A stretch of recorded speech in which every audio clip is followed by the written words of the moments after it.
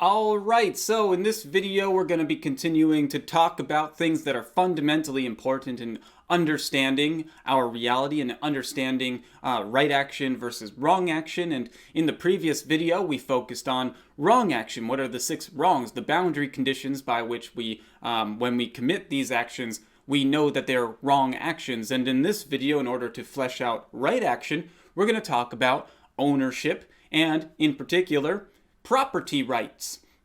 And so first, in order to understand what I mean by property, let's just break the word apart. And what you get is you get the word proper and ty as its suffix.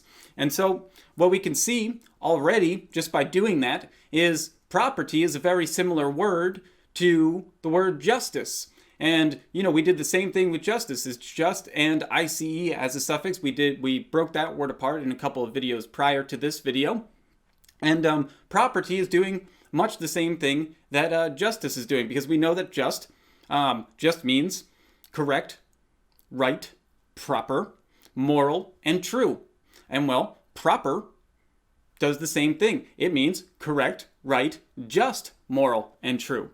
They're the same words, okay? The ty in this case is used in forming abstract nouns from adjectives. And that's important because nouns are things that we can own, okay? So this is the first time where we're talking about rights in terms of ownership, because we own our rights. And this is fundamentally important because the first thing that we have to understand when it comes to property rights is that we're not really talking about owning land or owning a home as property, okay? That's sure, you can own property, you can own land, you can own a house, but that's not really what we're talking about here. What property rights really concerns itself with is the ownership of our rights themselves. And so, like I said, sure, you can own a home, you can own a house, you can own land, but that's not really important when compared to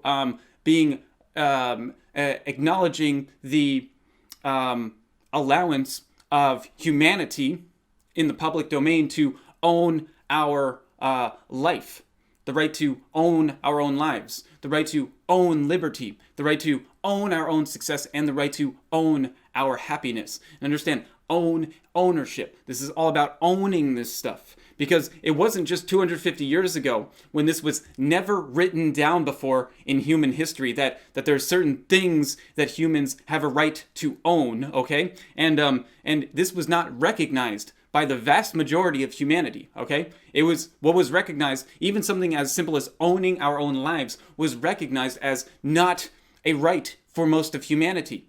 Kings and queens owned the lives of their subjects for thousands of years before humanity got to a point where they realized, oh wait, we can take this idea of ownership and allow for it to exist in the public domain for all of humanity to have, okay? And that's a big deal, a very big deal.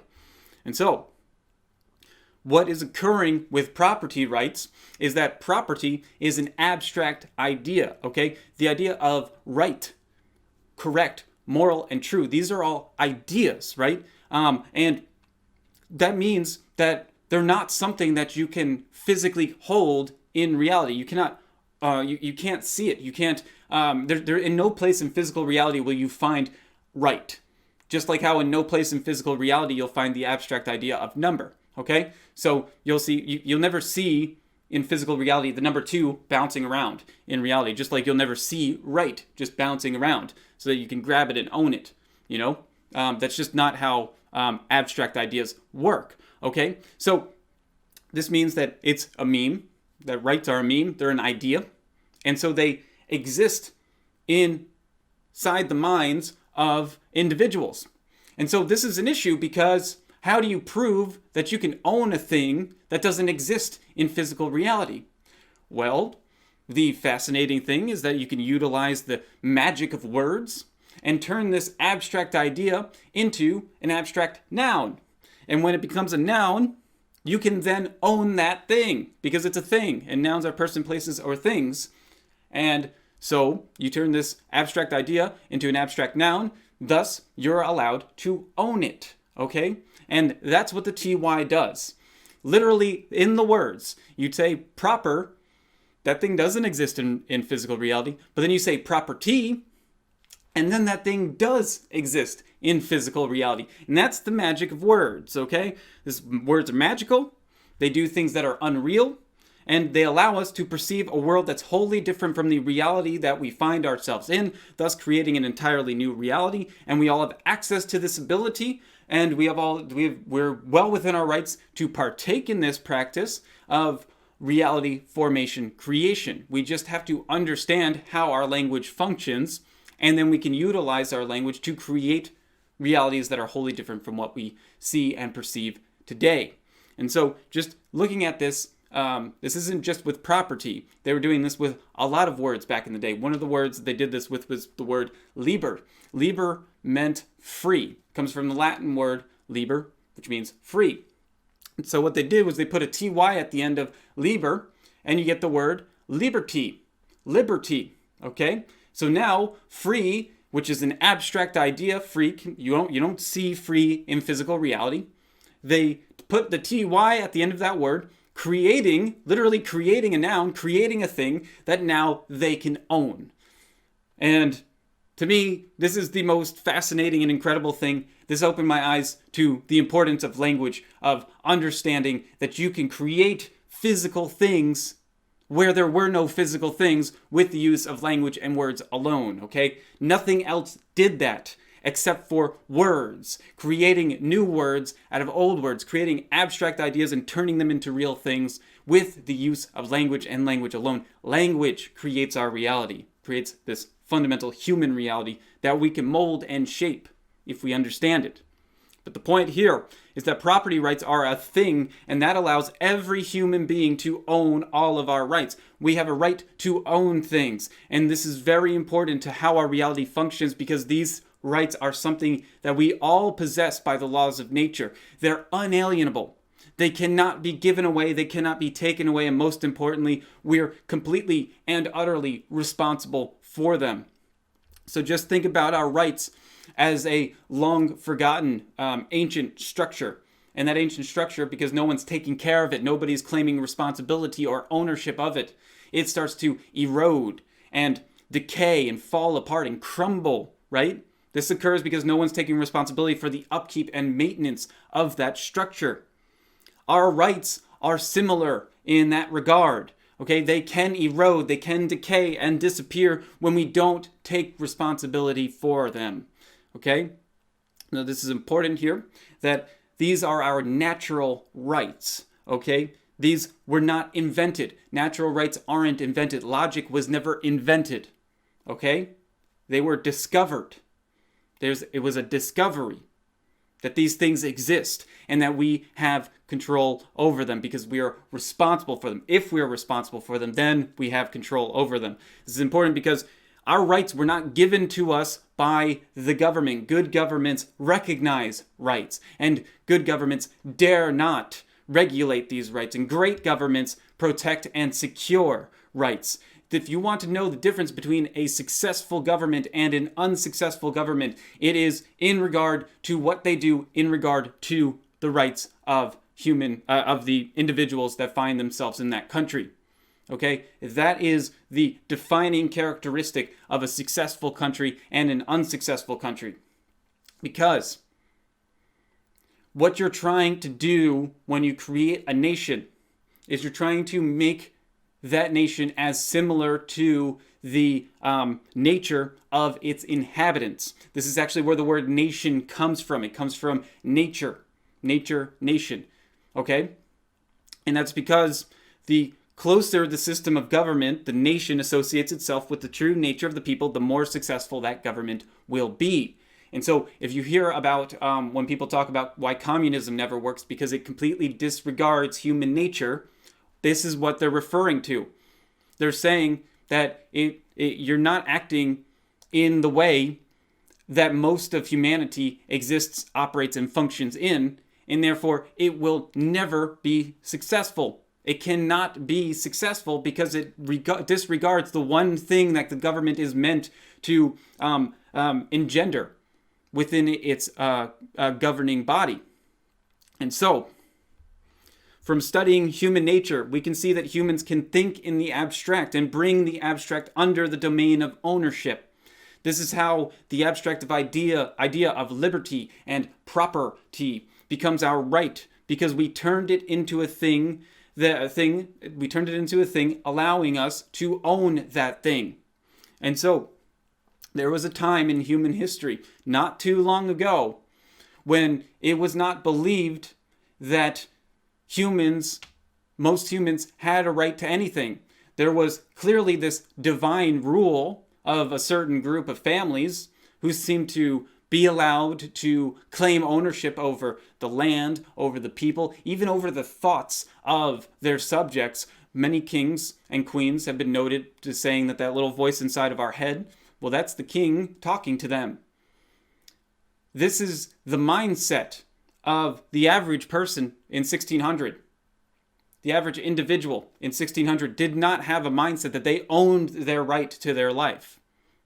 So what occurred was that the kings and queens allowed their subjects to own things. They said, yeah, you can own a rake if you want to own a rake, so that you can rake the farm and make the farm that I own nicer looking. Yeah, you can own the hoe to till the land. Sure, you can own those things, whatever. Little did they know what they were allowing for was, with the allowance of ownership for all individuals can have ownership, even their serfs, even their slaves, they can own things. What they allowed for was a public domain of ownership. And what that resulted in was these really smart people coming in and saying, hey, I could turn these abstract ideas into things that every individual can own by saying that they come with the operating system. They come from the public domain. Okay? So you're born with arms and legs and 2 eyes. Well, you're also born with these rights that you own, that you're responsible for. In order to understand this, we have to understand what it means to own a thing. To own a thing means that when regarding that thing, an individual maintains 3 basic ideas. First is rightful possession. This is acquisition without doing harm to anyone else. This is lawful ownership, okay? So what this means is you bought a cup. So I bought this cup. And now that is a lawful purchase. I didn't harm anybody. I exchanged monetary value for the cup that I wanted. Nobody was harmed in that exchange. I gained lawful ownership of the cup. So understand that for rights, all rights are given to us by the nature of being human. We acquired them as rightfully as we acquired our arms and legs. So I'm just pointing out the fact that our rights didn't come from the infringement upon anyone else's rights. Second, control of the usage of that thing that you own. So when you own a thing, the utility of that thing, the will of that thing is completely under the owner's control. So when I own this cup, it does what I want it to do in its totality, okay? I'm not saying that it does things that are outside of its ability. A cup can only do so many things, but what it can do is in my complete control. Sure, I can lend it to other people, allow other people to use it. I can choose how I choose to use it. I can use it in a way that a cup's not meant to be used, and that's perfectly fine because I'm in control of the cup. And I can even choose to end that cup's existence, and that's well within my rights to do because I own that thing. All right? And so that's what the usage of the thing that's what control of the usage of the thing means. It means when you own that thing. That's what it means. So I just want to point out here that there's a reason why slavery ended 200 years ago in humanity, okay? And it's because of that second point, okay, which isn't even the most important point of ownership, honestly. And it ended 200 years ago when people were figuring out this idea of ownership of property rights because you cannot, because number 2, the second one says you control the usage of the thing that you own in its totality. You cannot own a sentient being because you cannot control or own the will of that sentient being in its totality. If you think that you own a slave, that slave can do things that run counter to what you want it to do. And therefore, you don't own that thing. You cannot control that thing. And that's what broke slavery. That's what broke slavery down, when they acknowledged the fact that you don't have ownership over that individual because that individual can do things that run counter to what you want it to do. You can never have ownership of that sentient being in its totality. That was the argument. And that's what broke slavery down and said, this isn't real. This isn't real ownership. You can't own another human being because of this. Okay, this is why this stuff is so fundamentally important. This is why this stuff all started popping up at around the same time, around the 1800s. And I'm not saying that it all just happened in the United States of America. This was also the slavery argument of ownership, of free will rights of the individuals was occurring in the 1830s in England, fascinatingly enough, which was extraordinarily fortunate for humanity because at that moment in time in Victorian England, they owned, or the country of England had colonized about a third of the world, and with that they brought laws all across the world that said we're ending slavery, and it was only a couple of decades later when most of the other countries around the world, except for the Middle East, got wise to the idea of this slavery thing being fundamentally wrong. Because you can't own another sentient being. You physically cannot, you literally cannot own another sentient being that can utilize its will to run counter to the person who claims ownership of that individual. Cannot be done. All right, so that's number 2. Number 3, this is actually the most important one. Honestly, even though that number 2 sounded quite important, not even as important as number 3, which is the most important. You own a thing when you maintain personal responsibility of that possession. Ownership is the rightful possession of something that you control the usage of, and you maintain personal responsibility of that thing.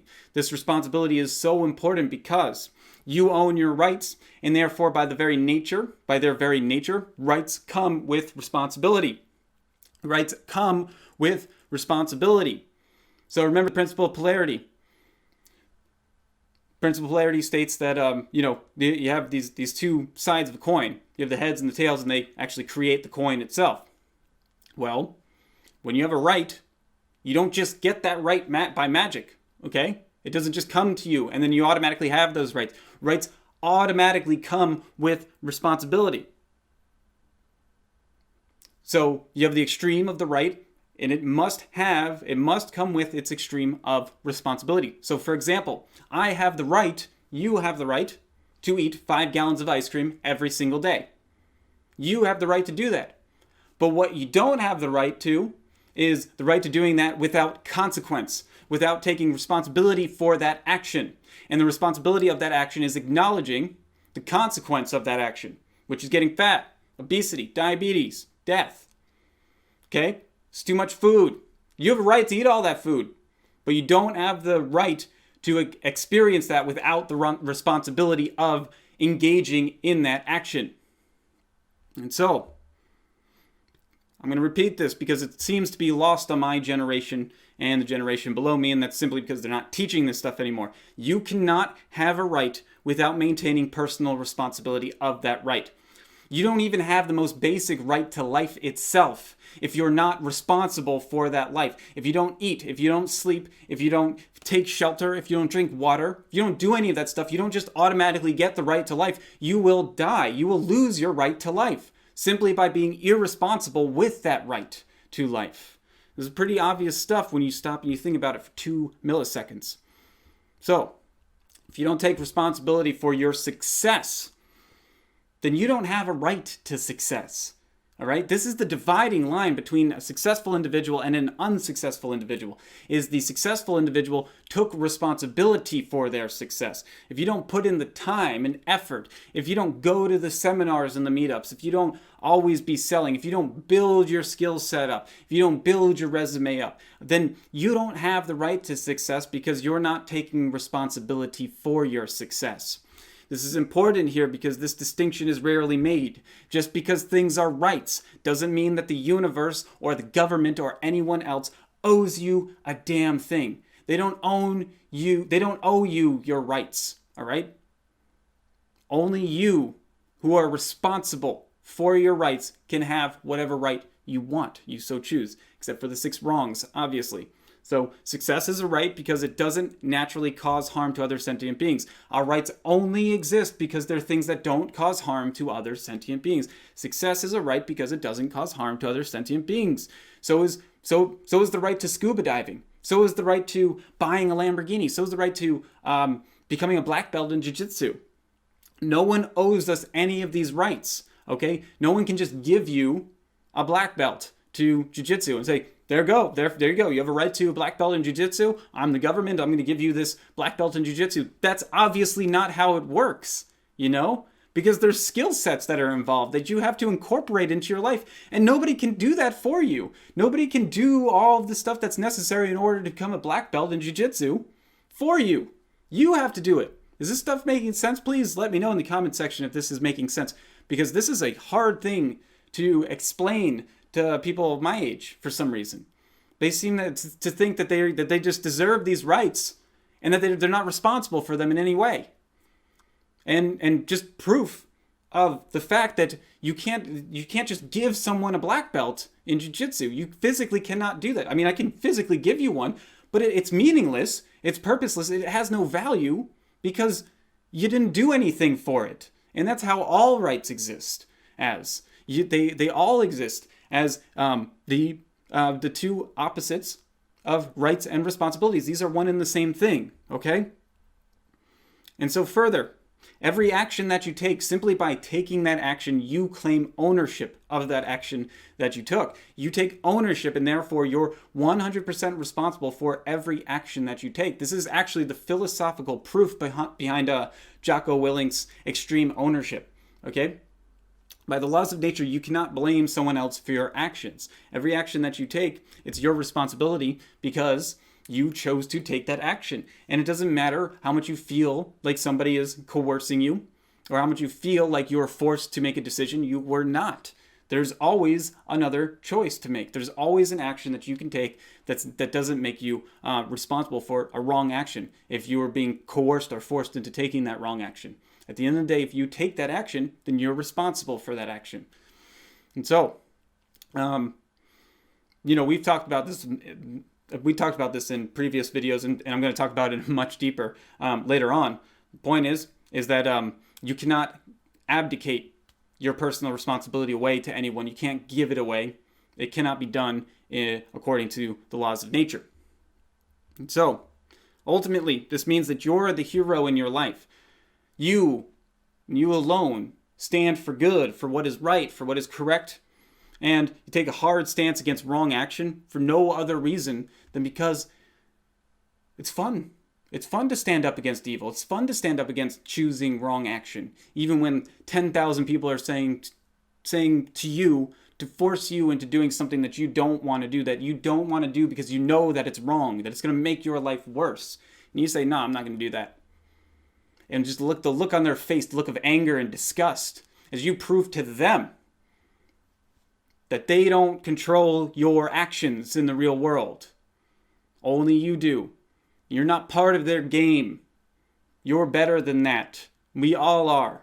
And we all can do this simply by taking responsibility for our actions in the real world, by acknowledging the fact that we own every single action that we take, and therefore, with those 3 points of ownership, this is how everything has been built over the past 250 years. All of the great changes, all of the kings and queens being taken down by revolution. It all started with this, with property rights, with the realization that all humans have access to these rights. It doesn't matter where you are born, who your family members are. As a human, you have access to these rights. And so, that's it for rights and wrongs for now. We're going to be moving on to how this all ties into our emotional state in the next video. And, that's what we're going to talk about moving on. So, I'll see you in the next video.